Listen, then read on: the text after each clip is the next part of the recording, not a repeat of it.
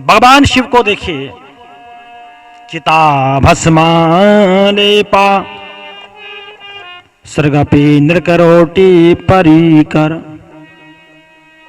भगवान शिव बिल्कुल निराले, भगवान शिव के कर्म बिल्कुल अलग। स्नान करके चिता भस्म को लेपन करते हैं।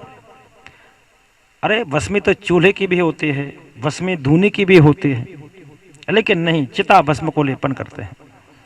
अब चिता भस्म ही प्रिय क्यों?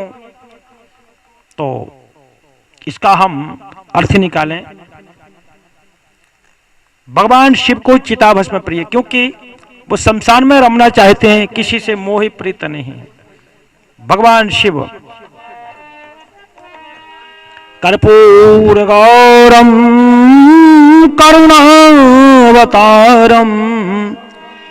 संसार सारम भुजगेन्द्रहर सदा वसंतम हृदयारविंदे भवम भवाइनी सहितम नमामि।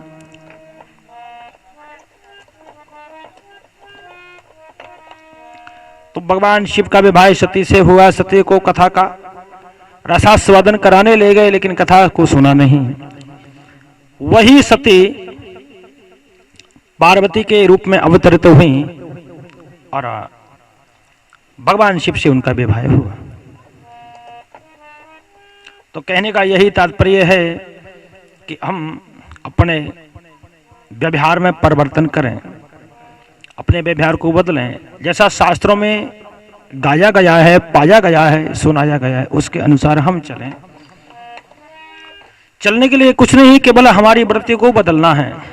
खाते पीते तो वैसे भी हैं, नहाते धोते तो वैसे भी हैं, लेकिन तरीके से कोई काम किया जाए तो वो अधिक फल प्राप्त कराने वाला हो जाता है। रामायण की अन्य कथाओं को हम देखें, सुंदरकांड का लोग पठन करते हैं, बहुत अच्छी बात है, लेकिन उसके बारे में और जान लिया जाए कि सुंदरकांड की फलश्रुति क्या है, सुंदरकांड का महत्व क्या है, सुंदरकांड की कथा में क्या लिखा हुआ है।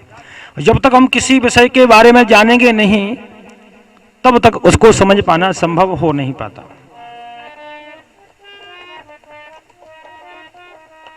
रामायण के एक प्रसंग को हम देखें, रामायण से बहुत कुछ शिक्षा प्राप्त होती है। रामायण की कथा में जब हनुमान जी महाराज लंका दहन करके लौट करके आए राम जी के पास, तो सारे बंदर आगे आगे, हनुमान जी महाराज पीछे। और जब पता चला कि हनुमान जी महाराज ने लंका को जलाया है, तो राम जी ने हनुमान जी को बुलाया। राम जी भी मनोविनोदी हैं, मतलब कुछ मजाक कर लिया करते हैं। और राम जी ने हनुमान जी से कहा कि हनुमान, ये बताओ कितने ब्राह्मणों का भोजन कराओगे? बोले प्रभु क्यों?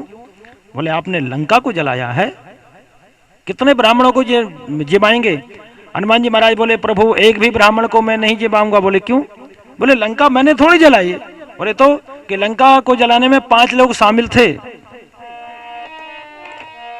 बोले कौन कौन? तो हनुमान जी महाराज बोले कि देखो, तुम्हारे प्रताप ने, मां जानकी जी के जाप ने, रावण के पाप ने, विभीषण के जाप ने, हमारे बाप ने यानी पवन देव ने, 5 लोगों ने मिलकर के लंका को जलाया। राम जी के प्रताप ने, मैया जानकी जी के संताप ने, विभीषण के जाप ने, रावण के पाप ने और हमारे बाप ने, हनुमान जी महाराज बोले यानी पवन देव ने मिलकर के और लंका को जलाया। और 5 पंच जहां कोई काम करते हैं तो पता है क्या होता है?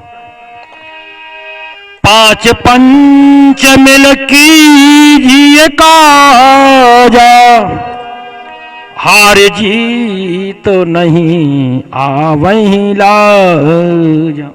5 लोग मिलकर जहां कोई काम करते हैं तो चाहे हार हो चाहे जीत, वहां प्रसन्नता ही प्राप्त होती है।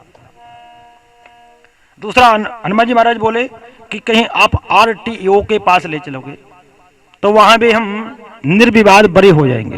बोले क्यों? कि आरटीओ ये देखता है, आरटीओ क्या देखता है? आरटीओ ये देखता है कि वाहन के अगले हिस्से से एक्सीडेंट हुआ है कि पिछले हिस्से से। हनुमान जी महाराज बोले राम जी से कि मैं वहां भी बरी हो जाऊंगा, मेरे अगले हिस्से से लंका में कुछ नहीं हुआ, जो हुआ है पिछले हिस्से से हुआ है। यानी पूछ से लंका को हनुमान जी महाराज ने जलाया था। तो रामायण की कथा जहां तक जब तक जैसे भी सुनी जाए, एक तो शिक्षाप्रद है, दूसरा आनंददायक है।